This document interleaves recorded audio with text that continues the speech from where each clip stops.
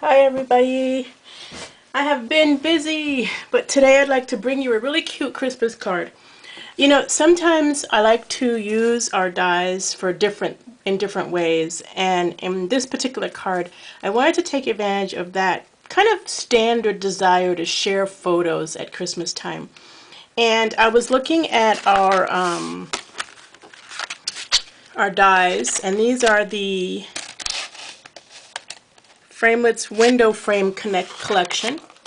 There are 6 dies in this collection, and they all kind of fit with a few of our stamps. But in this case, I'm just going to use them with our papers to do something a little bit unique. And the paper pack I'm using is Candlelight Christmas, which is our specialty designer series paper from the holiday catalog.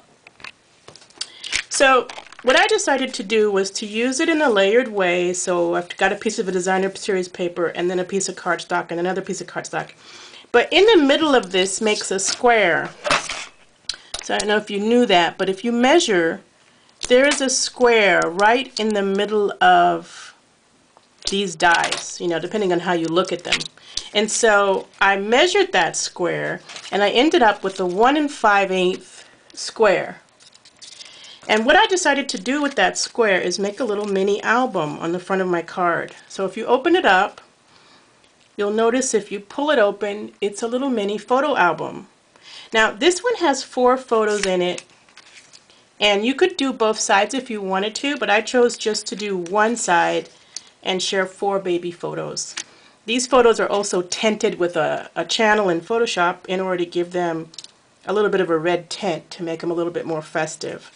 And then it closes up on the front like so, any kind of bow that you want to do, and then inside is your greeting, and you can write a little message, and then I stamped it with one of our Christmas greetings. So I thought that was a good way. So let me show you how I did that. First of all, you may notice that the paper has like a striped effect on the back. Well, all I did was I took our embossing folder, which is this embossing folder, and I put the card base, which is 4 1/4 by 8 1/2, which makes a 4 1/4 square card, into my folder.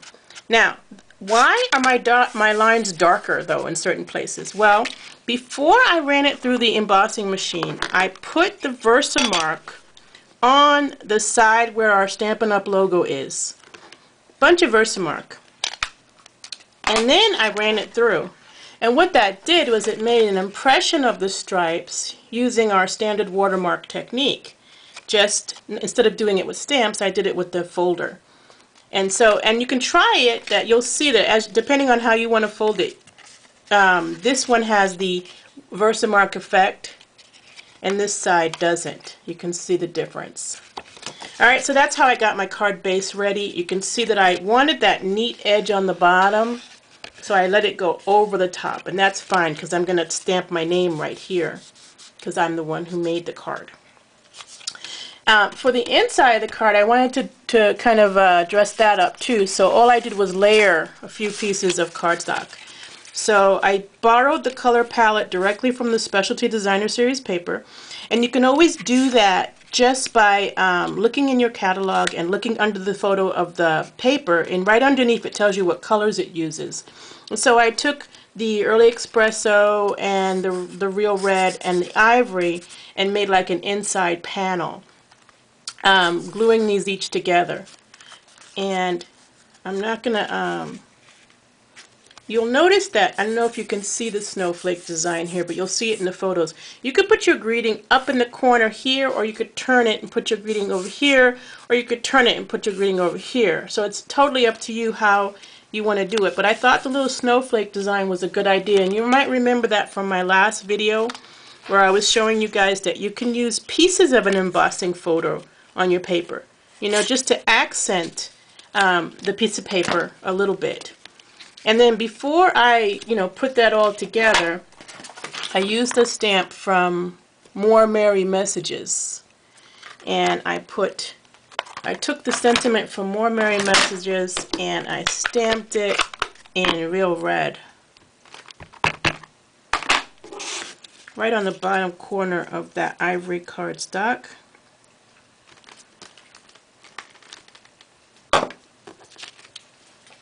Matted that all together, and that made the inside of the card that you saw. So you're saying that's the easy part. How'd you do this part? Well, really easy. I used the 3rd die in and the 4th die in. So if you're looking from the outside of the dies, the 3rd one in and the 4th one in, and the 5th one in. So you're not using the smallest one. And what I did was I pulled out my papers. I did the middle one on the Early Espresso. I did the outside one, you can still see it, the impression there, using one of the Designer Series paper. Use whichever one you like, but my suggestion to you is to kind of check and see how it centers best. You know, move your die around until it looks good on the paper. And then the little one I just did with a scrap of the real red. And what I ended up with was 3 pieces like this. So all I did once I had those 3 pieces is I layered them. So I layered the Early Espresso onto the Designer Series paper, and I layered the real red onto the Early Espresso,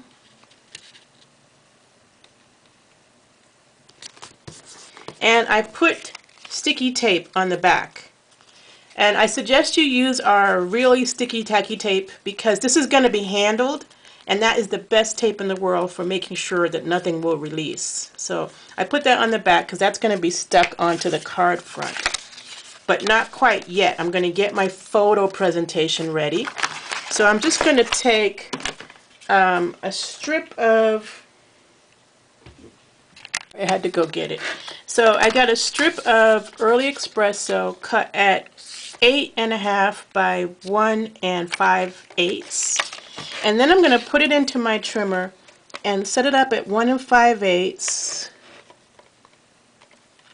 which is the mark kind of like right after the half mark, and use my scoring blade on my trimmer. You can do this with your stylus if you don't have one of our wonderful Stampin' Up! Trimmers. And I'm going to take that line, put it at 1 5/8, score again, take that line, put it at 1 5/8, and score again. Take that line, put it at 1 5/8, and score again, until I can't anymore. So now I'm at 1 5/8, and score again. And when I do that last score, there's going to be a little piece left over, and I'm going to cut that off. And you can use your scissors, or you can use your trimmer. Just you're going to have extra, and you're just going to accordion fold that. So I did that, and I also put red sticky tape on the back of that because this is going to stick to the card. And how do you know which side to stick to the card? You want it to open like a book, first page of the book, so the other side will be the part stuck to the card. Now, I took the time to cut 1 1/2 inch squares of the same Designer Series paper that I had used on, that I die cut, so that this is going to match nicely. And I'm going to go ahead and put 4 of those down.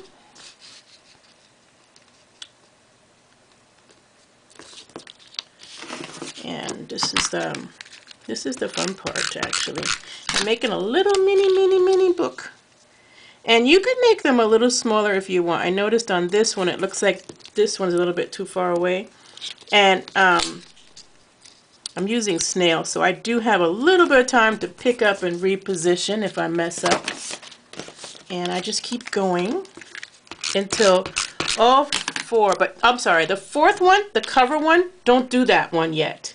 What you're going to do with that one, because there's a brad on the front, is you're going to make a hole for your brad. And I'm just going to use a paper piercer to do that. I had die cut a whole bunch of snowflakes, and I suggest you do the die cutting like in front of the TV when you're watching TV or whatever. And so I'm going to take one of those snowflakes, put it in the middle so I know where I want my hole, and then pop a hole right in the middle of the whole thing. Okay, now one other thing you'll notice when you die cut is you have these little pieces. Just pop them out with your piercing tool. I should have done this before the video.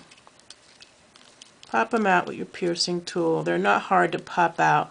You can forget to pop them out, and they can be messy, you know, in the sense that they're falling all over the place, but that's fun. I can collect them all and use them for confetti later. That's it. So I've got them all done. Put that away, and then that's going to go on the front. And what I use is I use one of our glitter brads to do that. You can use silver or gold. The first time I used silver, let's use gold this time. You'll see it looks just as good. Whichever one you like is going to look great. And that's the front. So now you can put on your last one. And so because there is a brad underneath this last mat, I'm actually going to use a piece of tape. And you can use our sticky tape, or you can use what you have handy like I'm doing right now. Just need a piece of tape on top of that brad. And so your last one is going to go right on top of that brad, and so that you don't know it's there. And basically that is your little book. Now what about the pictures? You saw a video from me maybe last year where I showed you how to open up your photos in PowerPoint. Just drop them down in PowerPoint, lay them out, size them, and print them. Now I did add a little red tint to this, and all I'm doing is punching out. And what I'm doing is, while I'm punching, I'm actually cropping the photo down to size with my 1 1/4 inch punch. So whatever photos you can get onto a slide in PowerPoint, print it out on photo paper, use your punches as ways to cut your photos out. And then I'm just going to put my photos down. Now, of course, if you're trying to get this to last 100 years, be sure that you're using all acid-free materials, but this is a Christmas card, and I'm really just hoping it gets through Christmas, which it will. It'll get through at least 5 Christmases with no issue. So I'm not going to try to make it last 100 years. And I'm not thinking about archive friendly in this case. And all my photos are in there now. So my little book is done. And I'm going to go get my card base, and then we're ready to assemble them. I'm going to take the front piece, and I'm going to put that right in the center of my card. It opens the tall way. So the lines on that embossing folder really help you to line this up. So one thing I like about this design is I could do really fast a lot of them because the lines help me line up fast. And then I'll take the tape off the back of my little mini album, make sure it's opening the right direction, and lay that square right in the middle. What? Sorry, forgot something. Before you lay it down, this is what you can forget to do, guys. I just took a piece of red and white ribbon, and what I'm doing is I'm laying it on top of the ribbon underneath the square that has tape on the back. And so that will enable me to close it. And so I'm going to check, does it work? It does. And then I can tie it.